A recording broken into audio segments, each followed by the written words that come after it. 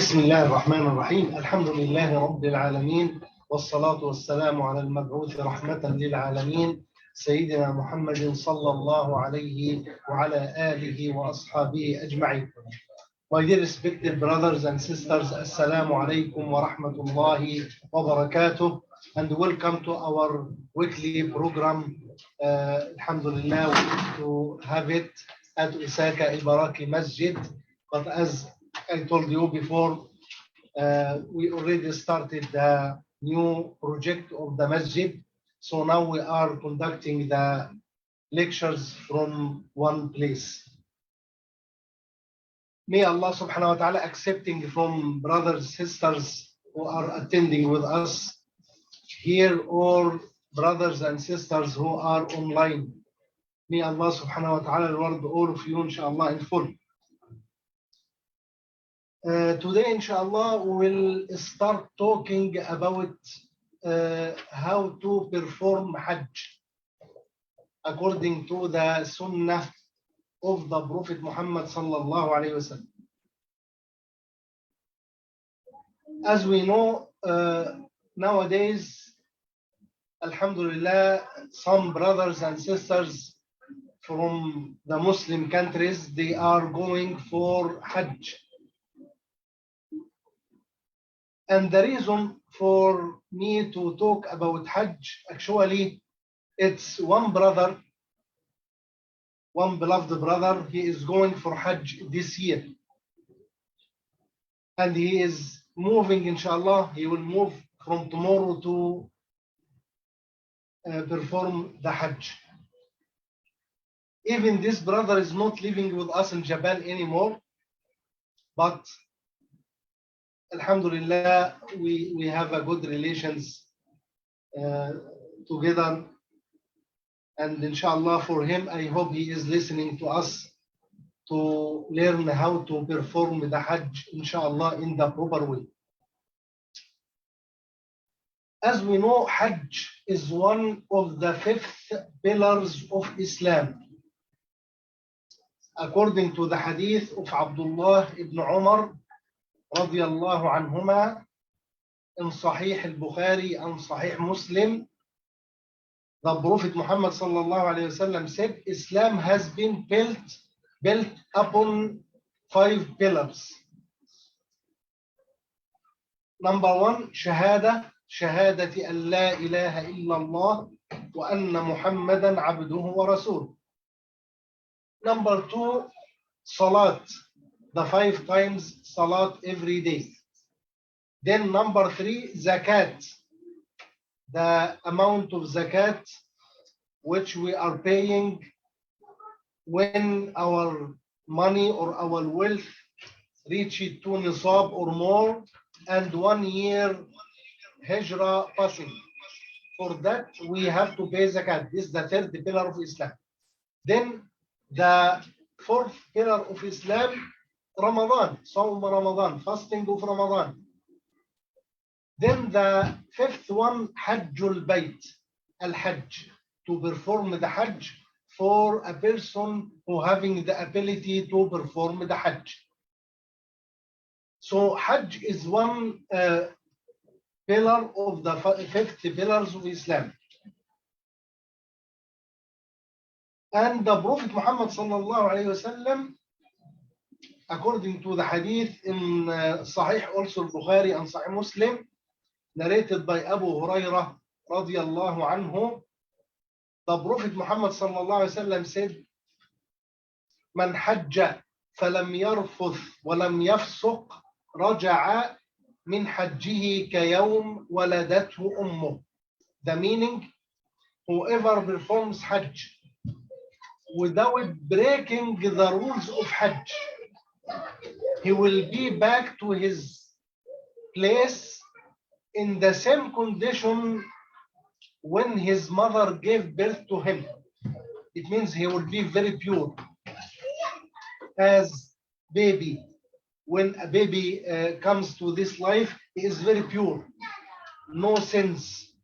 So the Prophet Muhammad sallallahu alaihi wasallam giving us also the example for a person who is performing Hajj in the proper way without breaking any of the rules of the Hajj, inshallah, he will be back after Hajj in the same condition when his mother gave birth to him.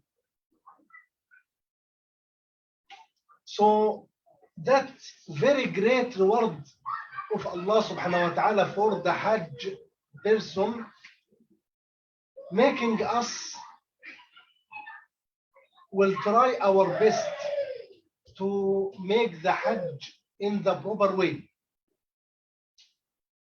Maybe brothers and sisters who are with us now, maybe there is no chance to go for Hajj this year.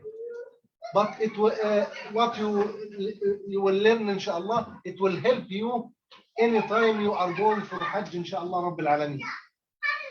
Next year or anytime, inshallah, please remember what we will study, how to perform Hajj according to the Sunnah of our Prophet Muhammad sallallahu alayhi wa sallam. When I say according to the Sunnah, it's very important because unfortunately we can find many people from many of the Muslim countries, they are performing Hajj but not according to the Sunnah of the Prophet Muhammad sallallahu alaihi wasallam.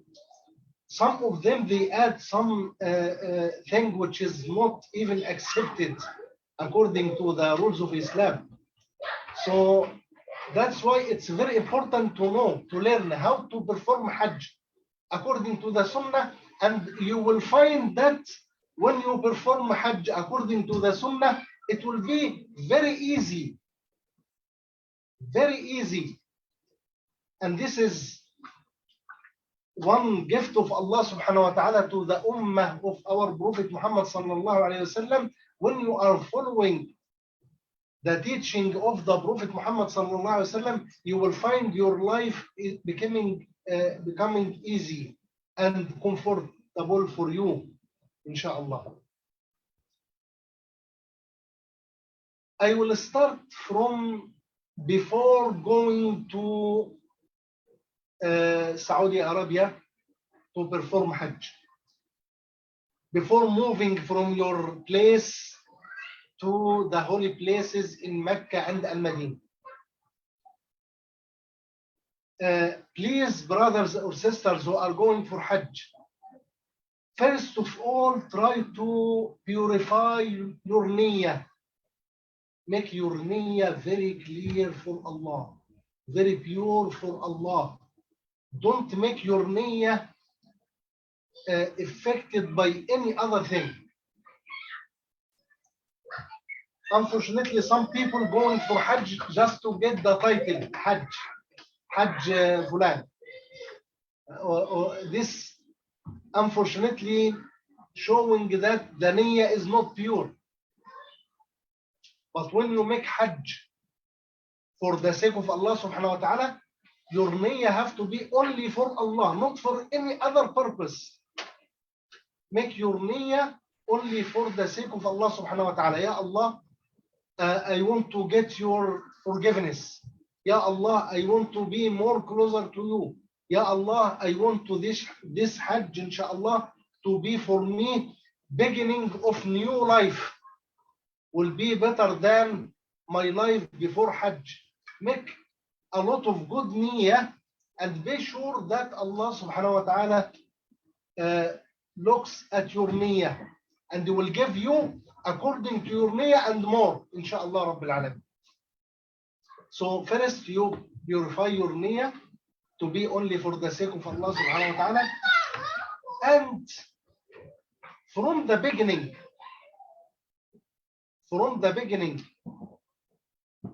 be careful not to destroy your Hajj, not to lose the reward of your Hajj, because Allah subhanahu wa ta'ala testing you during Hajj. Don't think when you are going for Hajj everything will be easy for you. No, you will find Allah subhanahu wa ta'ala is testing you during Hajj time. Many tests. So what you have to prepare before going, brother, is to be patient. Control your anger. Don't act or revenge for anything. Why I am saying that? Because during the Hajj, as I said, many tests of Allah subhanahu wa ta'ala coming to you. When you are going to the first stage, Jeddah. From Jeddah going to Mecca. Or sometimes from Jeddah going to Al-Madinah. This is the way. Be patient. Don't think that when you are reaching to Jeddah, you will move very soon to Mecca or Al-Madinah. No. Takes time. And some people losing their patience. Become angry. Why things is not going very fast? So remember this test of Allah subhanahu wa ta'ala to you. Be patient from the first stage. When you are making tawaf, many people are making tawaf, and maybe when you are making tawaf, you will find someone pushing you, someone making something like wrong. Be patient. Don't do any action. Remember not to lose your thawab. I am saying something to you from the experience. Maybe you will not listen to those things from any other person. During your Hajj, you will find you are going with one group of people. You will find sometimes some people start argue during Hajj, which is prohibited. So if you find someone argue, take yourself away. Don't involve yourself with any argue with anyone. Remember that I don't want to lose my reward of Hajj.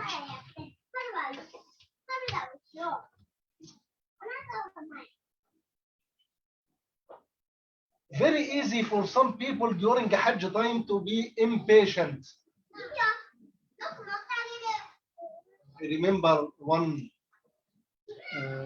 brother, he went for Hajj from Japan with his wife and some other people. And during Tawaf,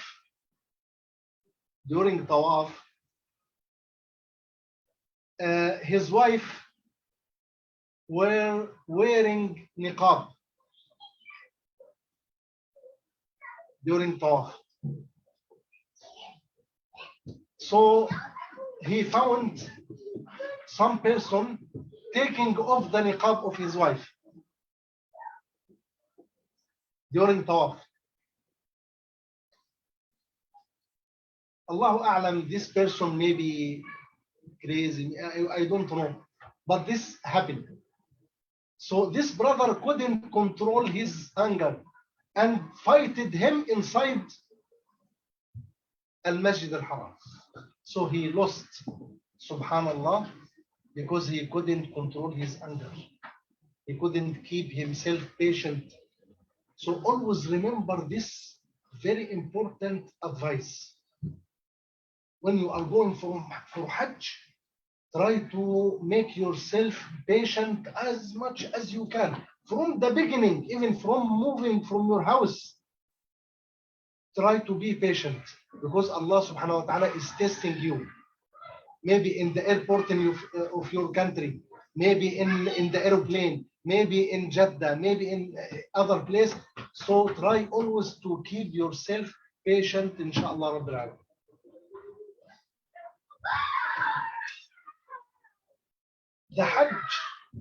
The Hajj having three types. There are three types of Hajj. If I want to perform Hajj, I have to choose one of three types.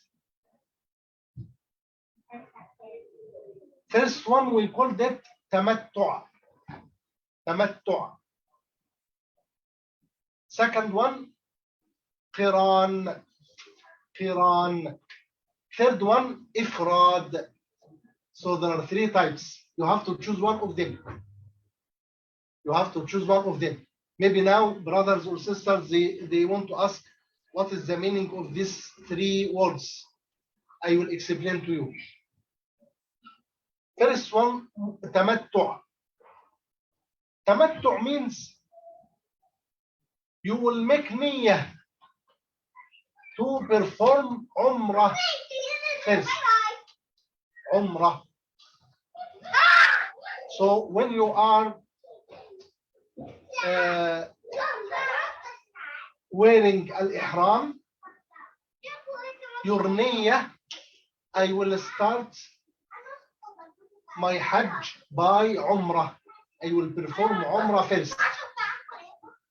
So even after wearing the clothes of ihram, you will say لبيك اللهم عمرة. لبيك اللهم عمرة. So you are saying very clearly, Ya Allah, I am doing Umrah. Okay. Then you go and doing the Umrah. The Umrah very easy. Umrah is very easy. You make the ihram, you go to Al Masjid Al Haram, you make the tawaf, and after tawaf, you make sa'i between Safa and Marwa, and then you shave your hair or you cut. Now your Umrah is finished. Okay? So now the first one, Mutamatti' or Tamattu'. From the time of Ihram, he making niyyah that I will perform Umrah. Then going finish his Umrah. After finished the Umrah, he will be like normal person. What is mean by normal person? He will wear the ordinary clothes, same as we are wearing now. He will make the life normal, as normal, until the 8th day of Dhul Hijjah. 8th day of Dhul Hijjah, he will make another ihram and another niyyah to perform Hajj. Okay, so now he make two niyyah. First one for Umrah, and after finishing Umrah, he will be like normal person, can do anything like any normal person. Everything is allowed for him until 8th of Dhul Hijjah. Then he will start to make the niyyah to perform Hajj. So by this way, he is making the thing which you called it Tamattu'. Tamattu'. And this is the best. Tamattu' is the best. Why? Because it's making more easy for you. Maybe someone will say, what about our Prophet Muhammad sallallahu alayhi wasallam when he performed his Hajj? Did he choose Tamattu'? No, he chose Qiran, the second one. But it has a reason for him to choose the second one. But he sallallahu alayhi wasallam, he preferred Tamattu'. He recommended Tamattu' to the others. So Tamattu', number one. Understood, inshallah? Perform Umrah. Then, after Umrah, you become like normal person until 8, then you start to perform Hajj. This number 1. تمتع. Number 2, Qiran. Qiran means from the time of Ihram, you make the niyyah for both, for Umrah and Hajj together. This is the difference. For the Tamattu, you make the niyyah for Umrah first. لبيك اللهم عمرة only. Then 8th of Dhul Hijjah, لبيك اللهم Hajj. But for Qiran, from the beginning, when you are wearing the Ihram first time, you make niyyah, Ya Allah, لبيك اللهم حجة وعمرة, or Umrah wa Hajj. It means the two together. What is the difference between this and the first one? If you do in the second one Qiran, you cannot take off the Ihram until you finish your Hajj. So, for example, someone like the brother who is going tomorrow, inshallah, this brother will go very early. So if this brother choose Quran, it means he have to wear the Ihram and following the rules of Ihram, which we'll talk inshallah later, until finishing the Hajj. So it will be very hard for him. Very hard for him. Okay? So some people will choose Quran. Okay, no problem. This one way, no problem. Then the third one, the last one, Ifrad. Ifrad is to make niyyah to perform Hajj only, no Umrah, only Hajj. So your niyyah only Hajj. And I know one brother, also he was like a university student, mashallah. He performed Hajj, the first Hajj, when he was a student. Then he got a chance to work in Saudi and went for the second time for Hajj. So he told me, I made niyyah for the third one, Ifrad. Only Ifrad. Because he already finished the Hajj already before, one time.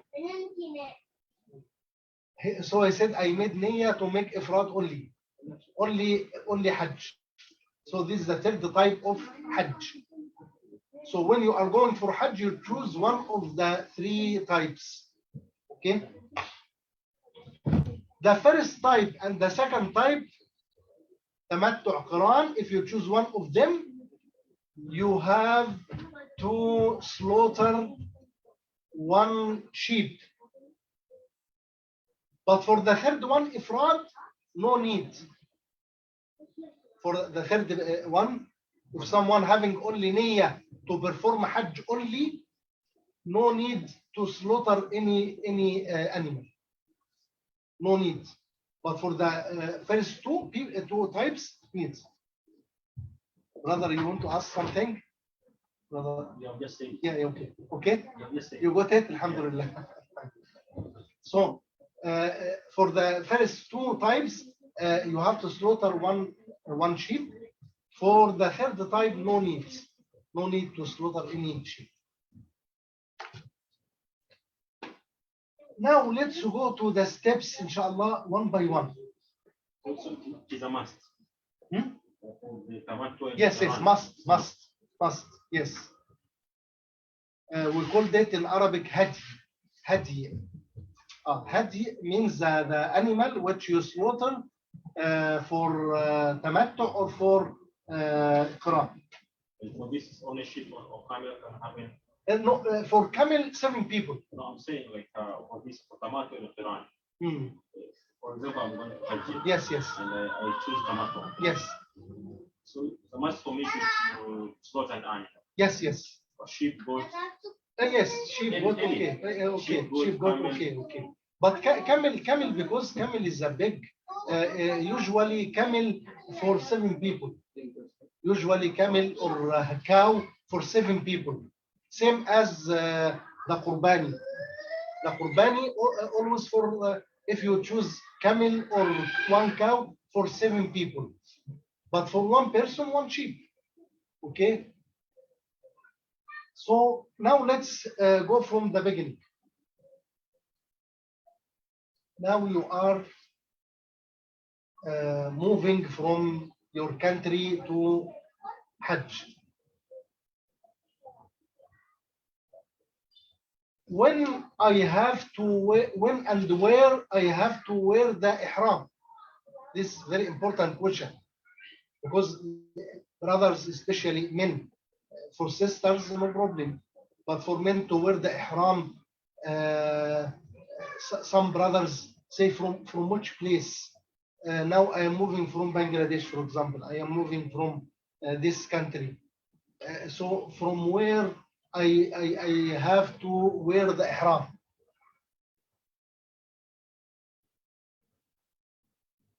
Now you have two choices. To wear the ihram from your house before moving to the airport in your country, or to wear the ihram when the aeroplane reaches to the place which you call the miqat. So you have two choices. Maybe some brother said, how I know the miqat? Don't worry.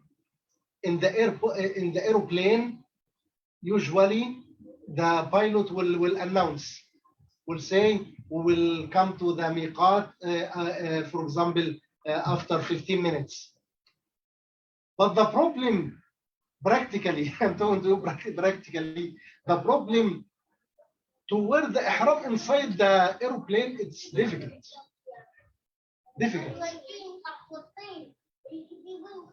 Sometimes the aeroplane, for example, stopping in some country like Emirates or Qatar, or some other countries which is out of al-miqat. Transit, yes. So if you have like, but even sometimes for my experience when I went for Hajj, the aeroplane had transit on Dubai. So I was planning to wear the ihram inside the Dubai. So in Dubai to take the shower and then to wear the ihram. But the problem, they didn't allow people to go. They said, wait here until you go to the Jeddah. So you have no chance. So you have to be careful about those things before you move. If you know how to manage to wear the ihram during the transit, and you are sure that they will give you a chance to go to the bathroom and to take shower and to wear the ihram, alhamdulillah. If not, better to wear the ihram from your house before going to the airport in your country. Some brother maybe will ask, can I wear the ihram in Jeddah? Now my airplane go to Jeddah. So after I reach to Jeddah, I will wear the ihram. Not allowed. Why? Because Jeddah is after the miqat. I have to wear the ihram before the miqat. Before miqat, I have to wear the ihram. So if I am past already the miqat, at that time reached to Jeddah, I want to wear the ihram from Jeddah. What I have to do? you have two options. You have two options if you are in Jeddah and not wearing the ihram yet. The first one is to take a taxi from Jeddah to Miqat. From the airport of Jeddah, you take taxi or you take a car taking you to the ihram, to the Miqat. At the time you reach to the Miqat, and then from the Miqat you will start to taking shower and wearing the ihram. How far from Jeddah? Yes, maybe I think about maybe 1 hour and a half, something like this. Yes, and also not easy. This one option. If I cannot do, the second is to pay fidya. Fidya means to slaughter one sheep because you passed the miqat without wearing the ihram. So in short, miqat is a town. No, miqat, brother, is certain places. We have many miqat actually. For example, there is one miqat for the people coming from Egypt or from Syria or from Ashab. There is one miqat. There is another miqat from the people coming from Iraq or Iran or some place. One miqat for people coming from Yemen. Yes, one miqat from people coming from Al-Madinah. So there are different miqat. If you are coming from direction, for example, I am coming from the direction like Egypt and Syria. At that time, I will take the miqat of that place. Now the name of the miqat Rabigh. Before it has another name, but now they called it Rabigh. If you are coming from Al-Madinah, the miqat will be one place called Abyar Ali. So you cannot pick up foreigner from example, from Japan. We go to Saudi Arabia. Yes. Saudi Arabia. And you arrive at Medina. So we have a chance to wait in Medina and then you go. MashaAllah, you talked about something I want to recommend the brothers or sisters who are going for Hajj. My advice from my experience, if you are going, inshallah, for Hajj, if you can manage to go to Al-Madinah first, this is the best. If you can manage to go from Jeddah to Al-Madinah, sometimes inside the Jeddah, the people in charge, they ask, you want to go to Mecca or you want to go to Al-Madinah? If you have this chance, say, I want to go to Al-Madinah first. Why? Because you will not worry about ihram. Not worry about ihram. You go ordinary clothes and no problem. And you go to Al-Madinah, stay in Al-Madinah for some days. And from Al-Madinah, you move to Mecca. At that time, you will make the ihram from the place called Abyar Ali. And don't worry, because in that place of Al-Miqat of Al-Madinah, you will find big masjid and having, mashallah, a lot of bathrooms. So you can make shower, you can make everything, and you can wear the ihram from that place. Yes. For this, let me go back a little bit. For Tamattu in Iran, Yes. you have to do Hadiyah. Hajj. Hadiyah. Sheep or goat. Yeah. The sheep or goat, are you going to slaughter it in Medina or at your home? No. You slaughter it in Mecca. In Mecca, I will talk later. In Mecca. So the same with Ihram. In Mecca, in the first day of Eid. Okay. Of course, when we go step by step, but now you go more further. When we go step by step, in the day of Eid, okay, I will do some things for the Hajj. In the day of Eid, you will do some things. I will tell it later. one of the things you have to do is to slaughter the sheep in the day of Eid. Nowadays in Saudi, they have good system. No need for you to go to the market and to buy sheep and to slaughter it. No need. They have one special bank for Hajj. And you can find many places in Mecca, in Al Madinah, even in Jeddah also. You will find many office inside the airport or inside Mecca, many places. You go to that place and you say, I want to buy my Hajj. They will say to you, for example, you pay 500 riyal. So you pay and then they give you receipt. So at the time, you became very free. No worry, because they will do in behalf of you. So at the time, it will be like done for you. No, don't worry about it. So this bank for Hajj, in the day of Eid, they slaughter the animals, and unfortunately before maybe you can say like 30 or 40 years ago, the Hajj people used to slaughter the animals and sometimes get little meat from the animal and leave it. So wasting a lot of animals. But Alhamdulillah, they started this idea maybe 30 or 40 years ago, also by, mashallah, our scholars of Islam. They said it's haram to waste this. Why not to make something to collect this and then to send it to the poor countries? So Alhamdulillah, now they are making this one.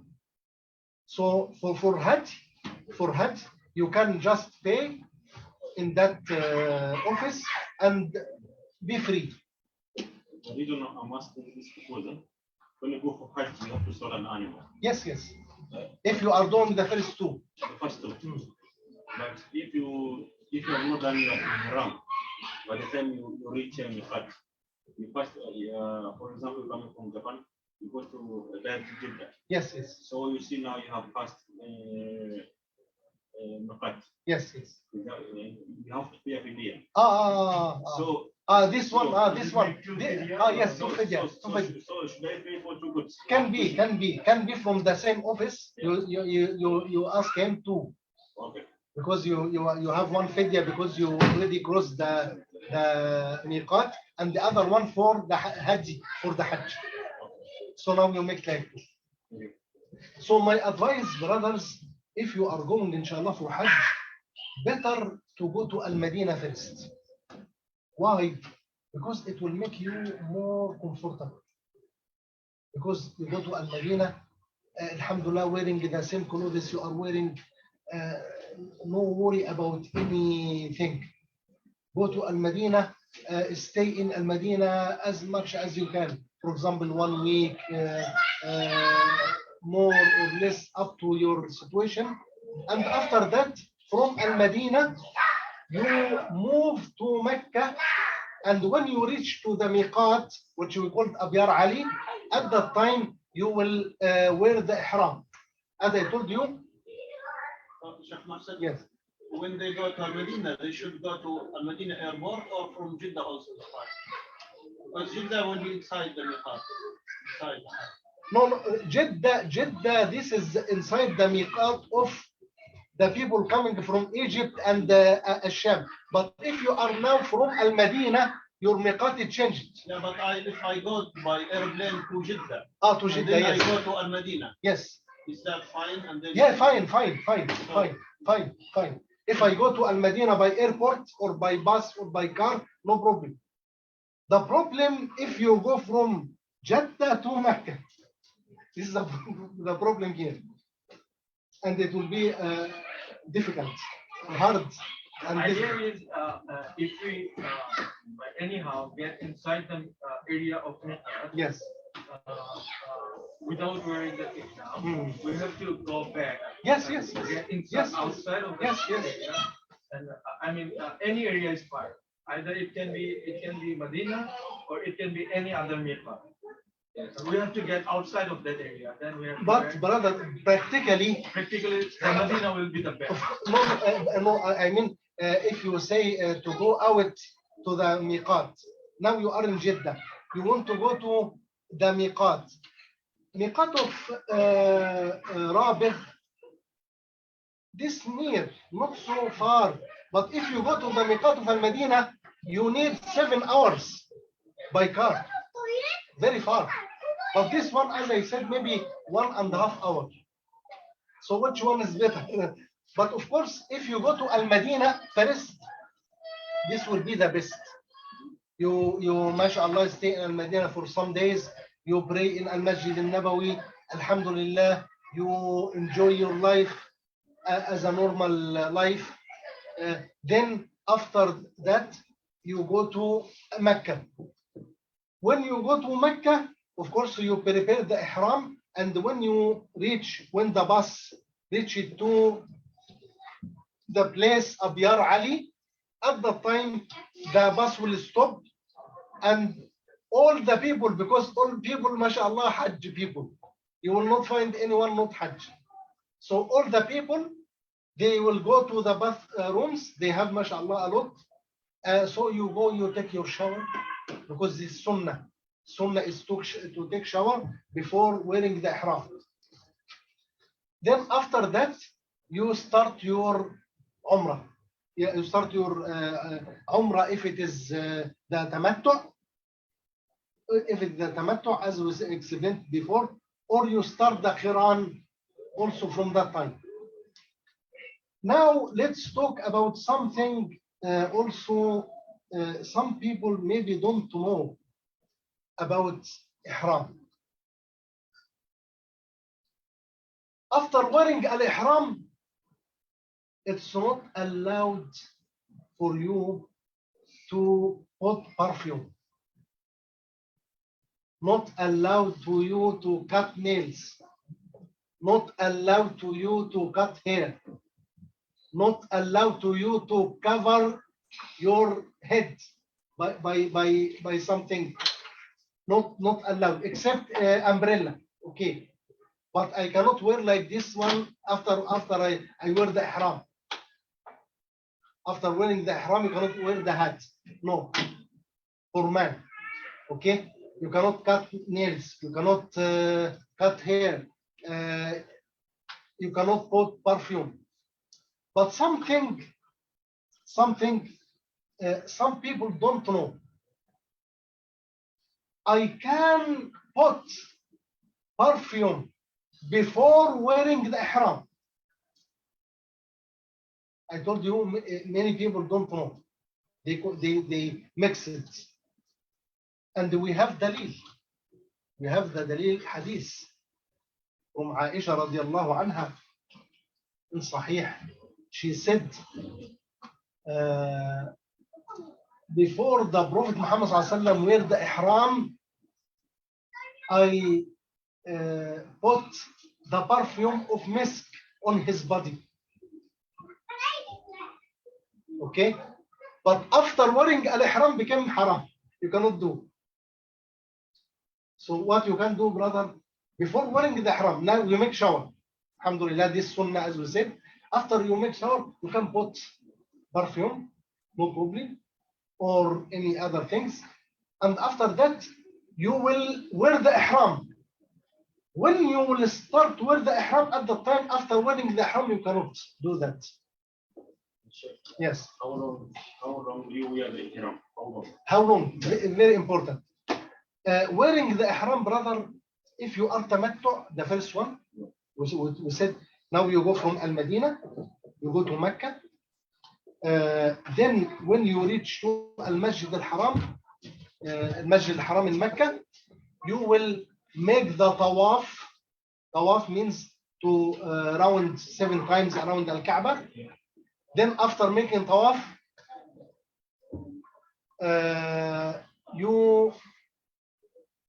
Now you go further also, brother. But I just make it easy for you. You make tawaf and then you pray 2 rak'ah in the place called the Maqam Ibrahim. Then after that, moving to the place As-Safa wal Marwa, 2 mountains, As-Safa wal Marwa. You go from As-Safa to Al-Marwa one time, then from Marwa to Safa 2, 3, 4, 5, 6, 7. Okay. Now after finishing this one, you go to barber or by yourself. You shave your hair or you cut. Make one of this. Now you finished already. After doing that, you finished and you can go to your hotel or your place wearing the ordinary clothes, having the normal life same as before. And waiting until the 8th day of Dhul Hijjah. Then we will start the Hajj. Okay, brother? Yeah. So you choose Quran. If you put Quran will be difficult. Why? Because choose Quran means from you wear the ihram, you cannot take it off until the Hajj finished. Even bathing. Even bathing. Yes, yes. You just put like 24/7. Oh yeah, you bought it. Of course, you can clean it. You can wash it. Okay, but you can. But I mean, you will be with the rules of ihram. Means you cannot cut nails, you cannot cut hair, you cannot having your normal life with your wife, for example. You cannot do many things prohibited until Hajj. Your Hajj finish. At the time, you can be like normal person. That's why I said Quran is bit difficult. And unfortunately, sometimes some people choose the difficult things. They think when I choose difficult, it will be more rewarded by Allah subhanahu wa ta'ala. No. Because sometimes you choose something difficult and you cannot control yourself in it. So you will do something which is prohibited because of your choice.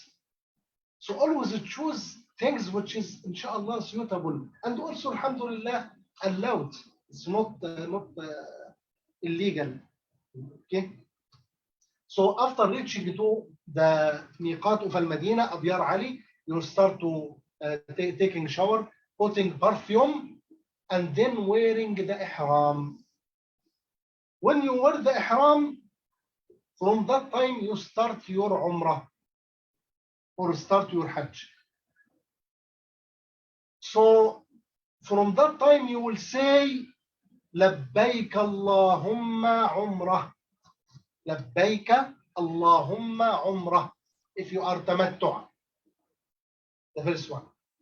If you are Quran, labbaik Allahumma umratan wa hajja. Labbaik Allahumma umrah and hajj, or hajj and umrah, whatever. Okay. Number 2.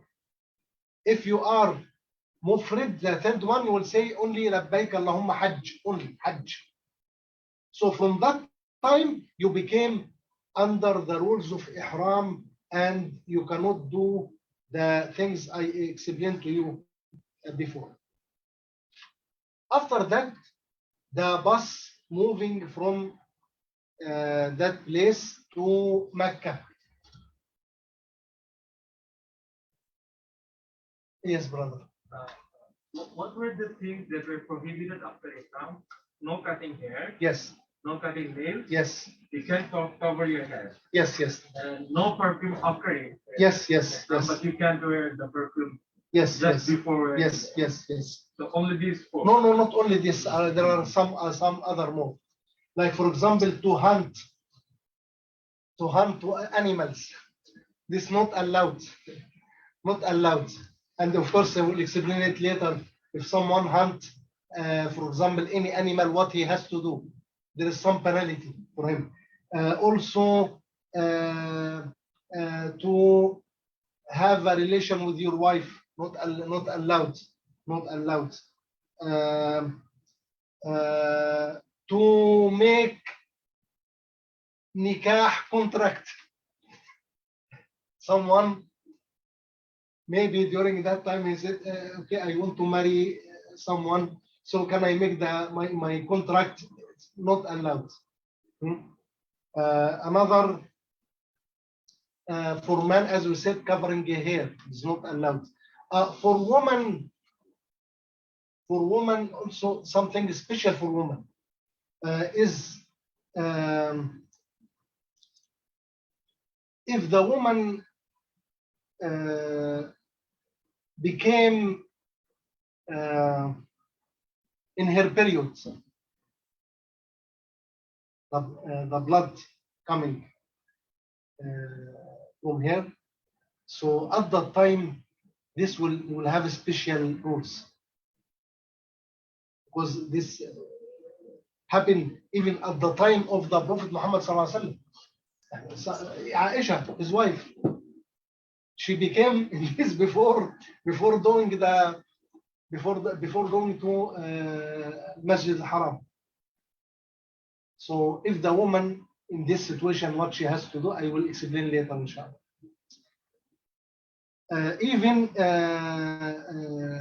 I got a question from a few days ago from one brother also going for Hajj. He said, can my wife taking some medicine to stop her periods until finishing the Hajj? The answer, yes, can be, if it is not harming her. Of course, under the trustworthy medical doctor, he said there is no problem for her to use this, because there are some tablets, something, so the woman can take it to prevent the period to start. So she can go for Hajj and Umrah and be very, alhamdulillah, comfortable, not to be disturbed by it during Hajj and Umrah. Because if it is started, she cannot go to Al-Masjid al-Haram. She cannot make tawaf. Cannot. Maybe sometimes it will be allowed if she with a group of people and cannot be alone. This will be exception. But she, let's say one woman, for example, became in this situation, this period, and she is coming with a group, and the group moving together. And during Hajj, mashallah, many people, millions of people go for Hajj. So if she lost, it will be a big problem. So at the time, we say you can go with them, even inside Al-Haram. But don't do tawaf. You just wait, sitting, and also very important, before going to wear something, making very careful the blood not to come out. Okay, this is important. So at that time, she can wait with them, even inside Al-Haram, but no making tawaf. After she, alhamdulillah, became normal, at that time she can go and she can do what she missed, like tawaf, like the other things. So now, brother, we said you ride the bus from Al-Madinah, from the miqat, after wearing the ihram, to Mecca. After wearing al-ihram, start to say talbiyah. لبيك اللهم لبيك لبيك لا شريك لك لبيك إن الحمد والنعمة لك والملك لا شريك لك لبيك. Repeat it as much, all the time, as much as you can. Even you are in the bus, even you are moving, even you are, say this talbiyah all the time. For all three types of niyyah, yes, I mean, for miqat, sorry, Yes. for for tamattu, Qiran. qiran, and Ifrat. all together. Yes, all. Not only for Hajj, but also for Umrah. For Umrah also, yes, Anytime. yes. When you start after Ihram, you say this always, all the time, inshallah. Now you, alhamdulillah, reached to Al-Masjid Al-Haram in Mecca. And you entered Al-Masjid Al-Haram. Same as any masjid, you say the dua. When you enter any masjid, what's the dua? Bismillah, wassalatu wassalamu ala rasulillah. Allahumma aftah li abwaba rahmatik. This is the same dua. MashaAllah, Al-Masjid Al-Haram is very wide, very big. Some people expecting that when I enter from the gate, I will see Al-Kaaba. No, not like this. You will walk inside until you see Al-Kaaba. You will take time because now Al-Masjid Al-Haram became more bigger. Some people saying when you first see Al-Kaaba for your first time, you will have one accepted dua. So you can prepare one dua to say. But actually this having no dalil. But this is just saying, you will hear some people saying like this. But actually there is no dalil, no evidence for that. But of course you can make dua, no problem. You can make dua. But don't think this is something done by the Prophet Muhammad ﷺ or Sahaba. No. They didn't do that. When you reach to the place inside the Masjid Al-Haram, of course you go to make wudu, same as in the Salat, performing wudu. Then after wudu, you will start tawaf around Al-Kaaba Al-Musharraf. From where we start the tawaf? From Al-Hajar Al-Aswad, the black stone. You start from the black stone. Okay? If you have a chance to touch it, alhamdulillah, by your right hand. To kiss it, alhamdulillah. If you don't have a chance, many people, so at that time, you just make by your hand like this. You just appoint by your hand like this. And saying this dua, Bismillah, Allahu Akbar. Okay, Bismillah, Allahu Akbar. Allahumma imanan bika. Allahumma imanan bika. وتصديقا بكتابك ووفاء بعهدك واتباعا لسنة نبيك محمد صلى الله عليه وسلم. This is a dua. I know it's difficult now to memorize, but I can repeat it again. Bismillah. Someone write Bismillah. Allahu Akbar. Allahumma إيمانا بك. اللهم إيمانا بك وتصديقا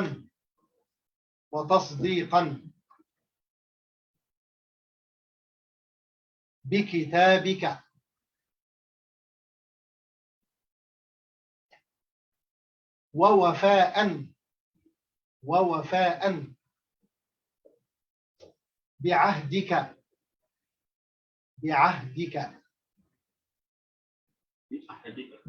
ووفاء بعهدك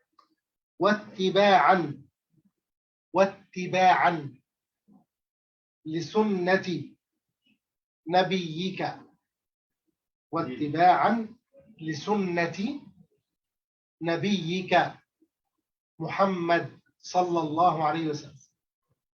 Because sometimes people going and they don't know what to say, what to do.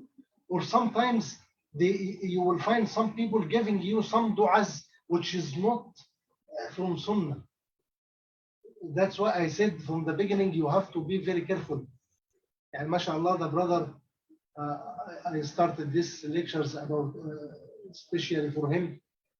He is going for Hajj, even from his country, but he said to me, I want to do the Hajj according to the Sunnah. Of course, he is going with a group of people from his country, but maybe sometimes not following the proper Sunnah. So you say this dua, you appoint like this, and then you start tawaf, going like this, go. And Al-Hajar al-Aswad, sorry, I didn't have photo to show you. Al-Hajar al-Aswad, if we say like this, Al-Hajar al-Aswad here, okay, and now you start like this, you will find one wall of Al-Kaaba. It's before Al-Hajar al-Aswad, one wall. This wall, we called it Al-Hijr al-Yamani. Al-Hijr al-Yamani. This one, this is special dua to say in this place, ربنا آتنا في الدنيا حسنة وفي الآخرة حسنة وقنا عذاب النار. Okay, during tawaf, what shall I do? Wallahi, anything you can do. Tasbih. Subhanallah, walhamdulillah, wa la ilaha illallah, wallahu akbar, wa la hawla wa la quwwata illa billah. Any tasbih. Reciting Al-Quran, make dua. Whatever you want to do, it's mashallah free. You can do anything.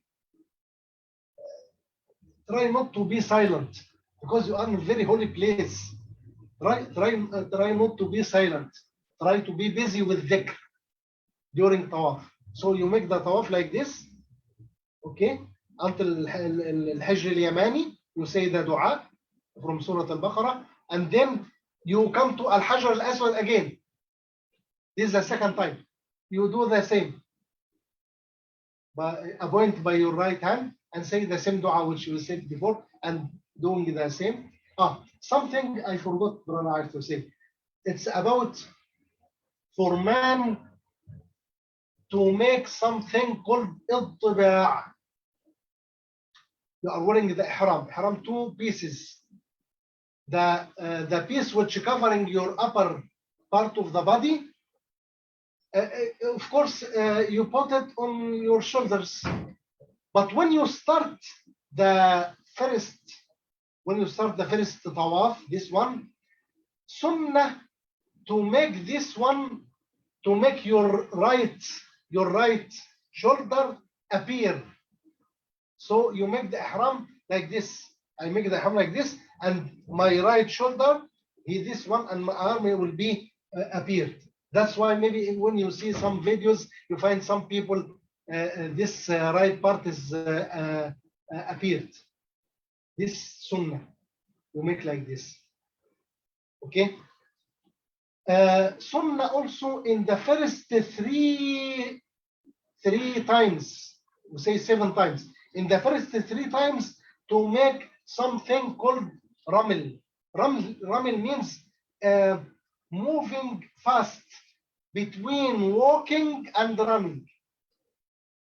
If you can do, of course, if you can. But for example, let's say your wife with you, and difficult to do like this, no problem. Inshallah, you can walk normally. My health is not so good. I cannot make like this. No problem. You can walk. But we are talking about a person who can do it. Inshallah, he can do this ramil in the three times. First 3 times of tawaf. After finishing the 7 times of tawaf, you will find Maqam Ibrahim. Maqam Ibrahim. Yes, Maqam Ibrahim. Very clear. You can see inside Al-Haram, Maqam Ibrahim. Sunnah to go and to pray 2 rak'ah after tawaf. 2 rak'ah after tawaf in مقام إبراهيم. Now we'll stop inshallah for today in this step, and inshallah next week we continue inshallah Rabbil Alameen. Now if any brothers or sisters who are having any question, inshallah please feel free to ask inshallah online or brothers sisters here inshallah. There's a question from online. So, Assalamualaikum warahmatullahi. I have several questions. One is it allowed to put perfume in ihram instead of the body? No. In ihram, no. We said before wearing the ihram, and this for man, not for woman. For man. And as we said, the Prophet Muhammad sallallahu alaihi wasallam, his wife Aisha radiallahu anha, she put the misk, and the misk was white,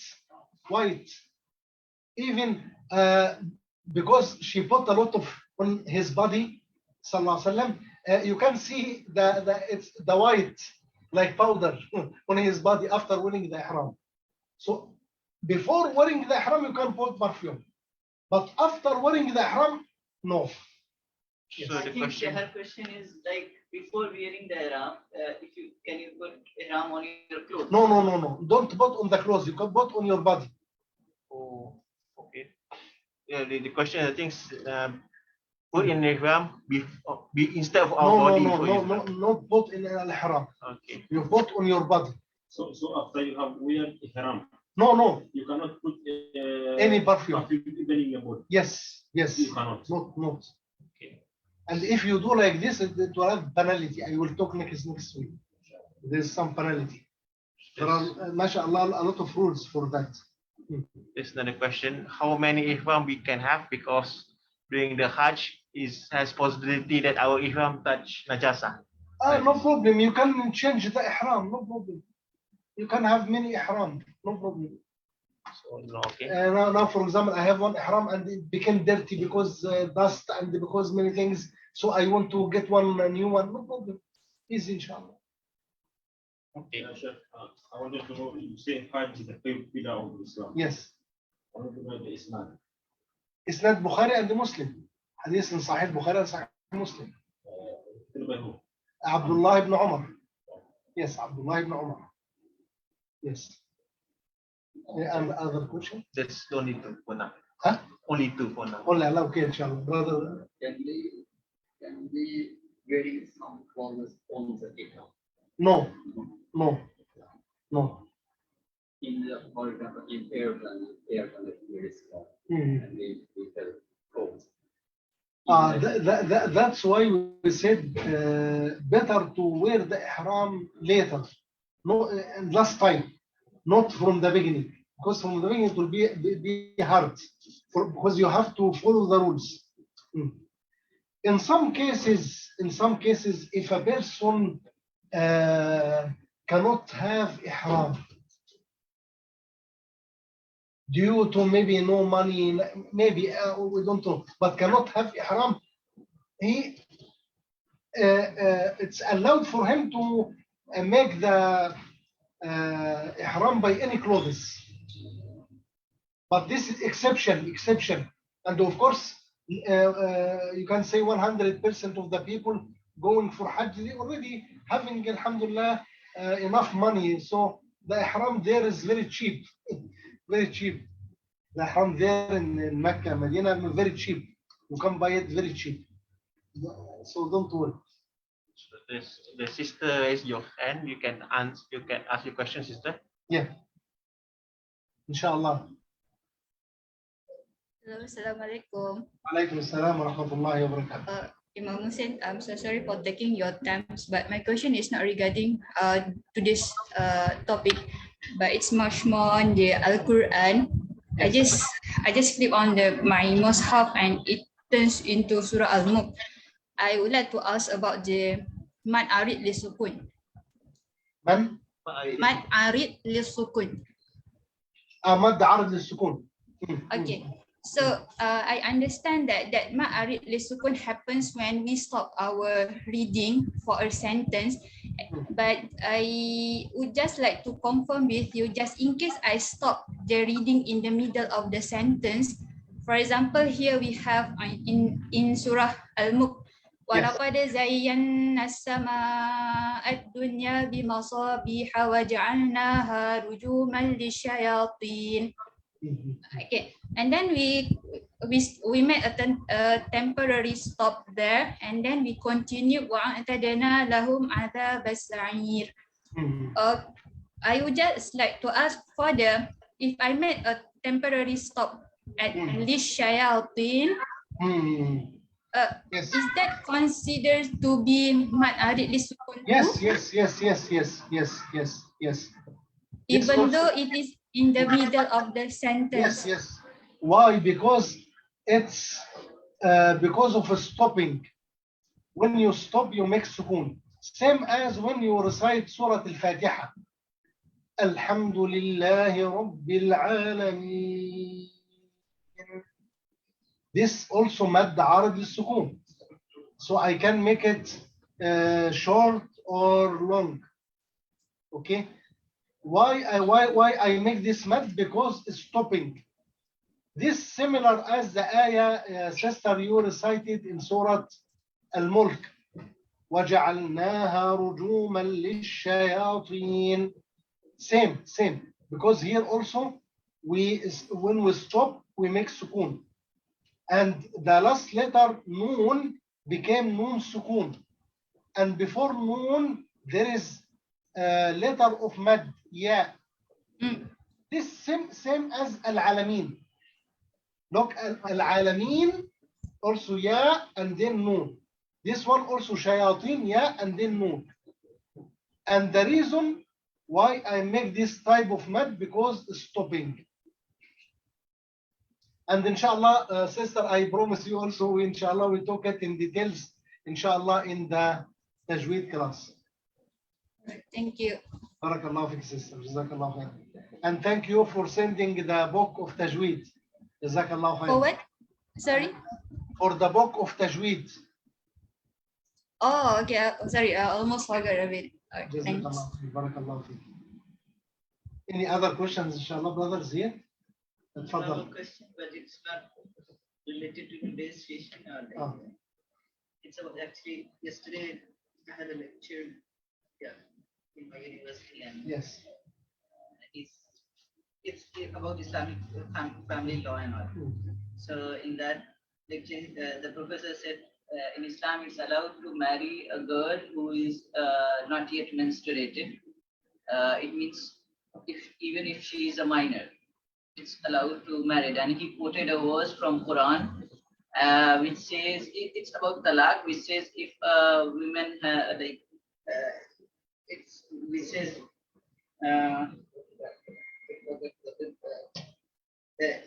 if she has already menstruated, then you have to wait 3 and if she hasn't yet menstruated, even in that case you have to wait 3 months or something. No, actually, he misunderstood the ayah. This is and he said from this verse, because here it says even if she hadn't yet menstruated, you have to wait 3 months. It means marriage with a girl who hasn't yet menstruated is possible. There is a difference between making aqd, make the contract, and between starting the marriage life. Of course, you cannot start the marriage life if the girl is not already reached to that. Cannot start, not allowed. Okay, but you can make the aqd, the contract, only when she is under this. Okay. Also, something he misunderstood this ayah. Why? Because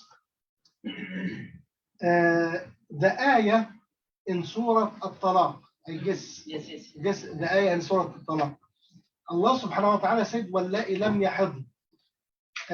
The meaning here, not starting the period. The meaning, they are over age when there is no period. As you know, every woman, when reached to certain age, at the time the period stopped. So this ayah referring to those women. But he took it and he said this is for the not started yet. And he said the Muslim, like what you call it, Muslim ulama also refer to this ayah and says that the same thing, minor. No, this misunderstanding. And maybe inshallah in the future we can make one lecture explaining it in details, inshallah. Later I asked someone also, like he said, even there are girls, even if there is a condition in women, what is called medical condition, where even mature girl, like what you call even 20, 30-year-old girl who have some condition and they didn't have don't have menstruation. So this ayah may refer to that condition also. No, if some women like this, it will be exceptions. But we are now talking about the normal cases.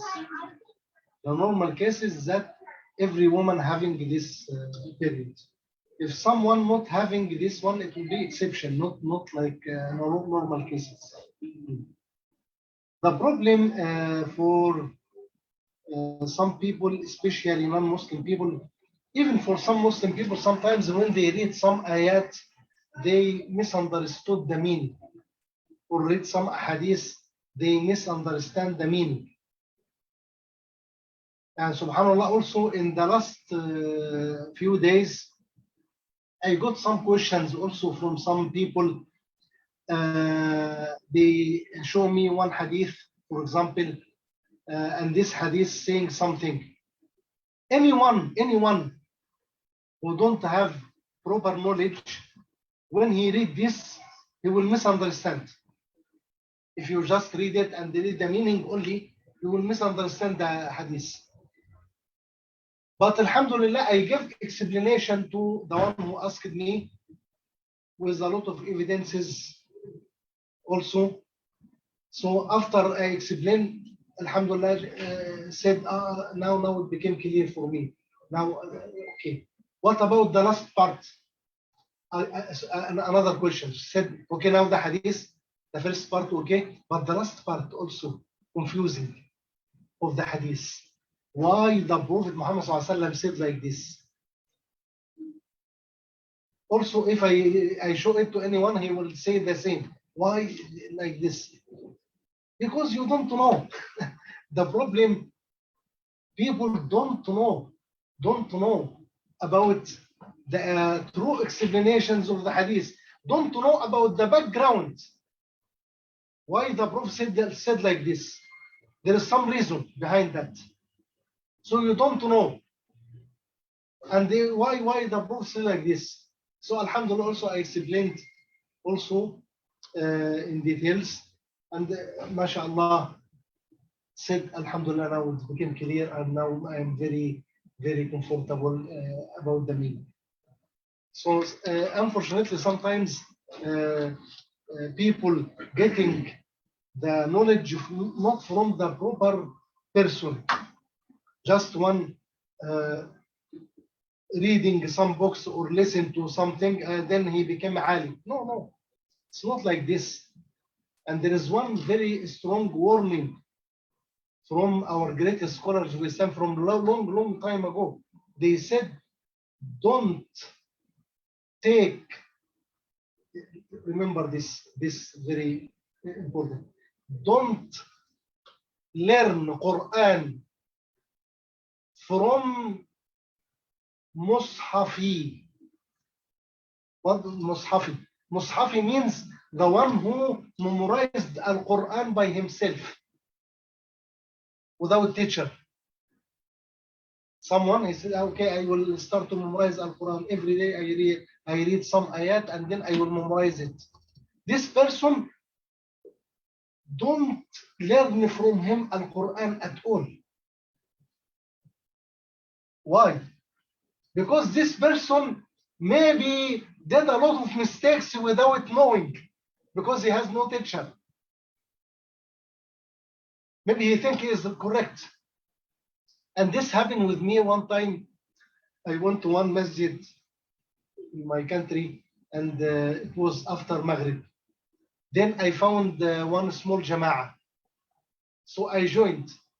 Then I found the one who is leading the salat, the imam, for this small jama'ah, reciting from Surah Al-Mumtahana and doing a lot of mistakes.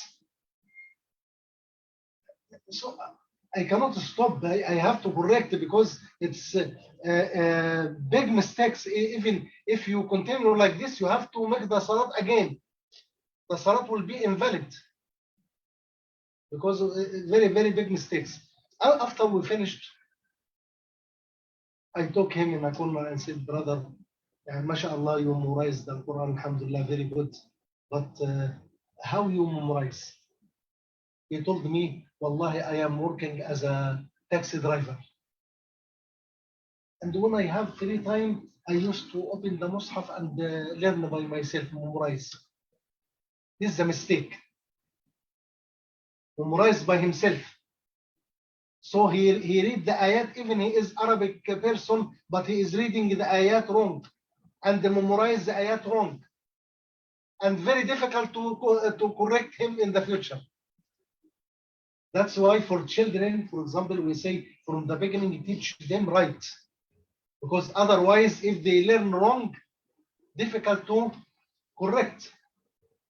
So I told them, it's good to memorize, but I have one advice to you. Before you memorize, go to the Imam of the Masjid and say to him, I want to just recite the ayat and please correct me. After he corrects you, then you memorize. Otherwise, you will do a lot of mistakes. So don't take Quran from a person who memorized it by Mus'haf. And don't take knowledge from Suhafi. So the first one was Mushafi. Second one, Suhafi. Suhafi means the one who take the knowledge by reading books. Why? Because no teacher. Very dangerous. Someone maybe take one Islamic book and start to read. And because he had no background, he had no teacher, he misunderstands what he is reading. And this happened many, many times. How come this person will be a teacher? That's why you have to choose your teacher, not to get the knowledge of Islam from anyone. No.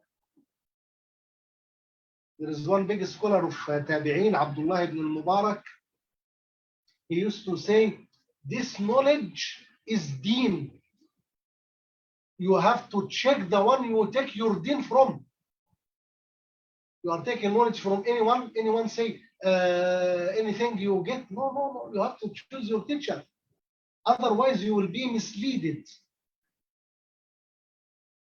May Allah subhanahu wa ta'ala, inshallah, save us. Bismillah walhamdulillah wa salatu wa salamu ala sayyidina Rasulullah sallallahu alayhi wa sallam.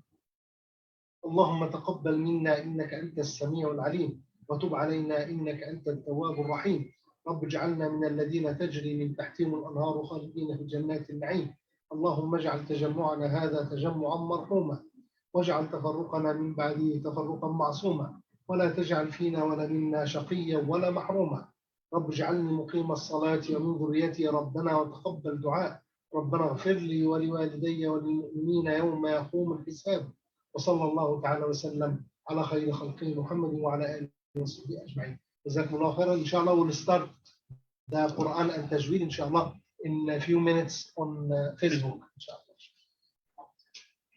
I have one question. Yes.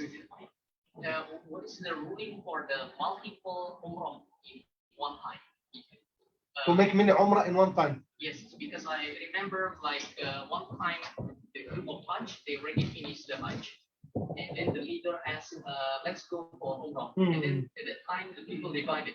They say that maybe it's not allowed to have like multiple umrah. So they stay at the hotel and the other group, they went out. Yeah. For making many umrah in one time, the sunnah is to do Umrah one time in one visiting. For example, now I am visiting Mecca, I do Umrah one time during my visit. Next visit, I do one Umrah. Because this is what done by the Prophet Muhammad ﷺ himself.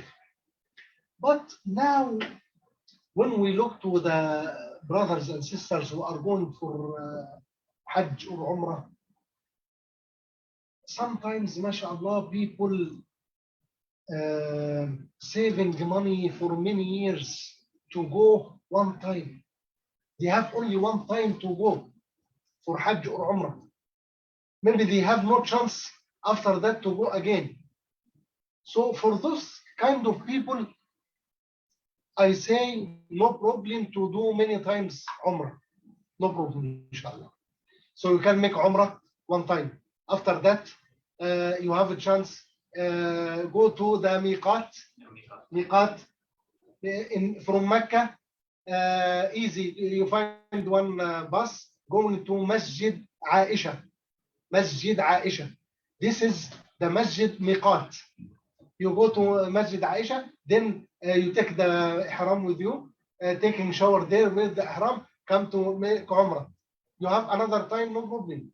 Why? Because you maybe have no chance to come again to this place. So you make one Umrah for yourself, one Umrah for your father, one Umrah for your mother, one Umrah for this, like this. No problem, inshallah. No, with the one ihram, I can do 1, 2 or more umrahs at a time. The question is, my question. No, for one ihram, you make only one Umrah. Okay. Yes. Why? Because, brother, you just came late. We explained that when you make the Umrah, after cutting or shaving the hair, at the time your Umrah finished, and you take your ihram. Now finish. Now I want to make another Umrah, I have to go again and wear the ihram again, like this, inshallah. Okay, inshallah. Subhanaka Allahumma wa bihamdik, nashhadu an la ilaha illa anta, nastaghfiruka wa natubu ilayk. Thank you so much.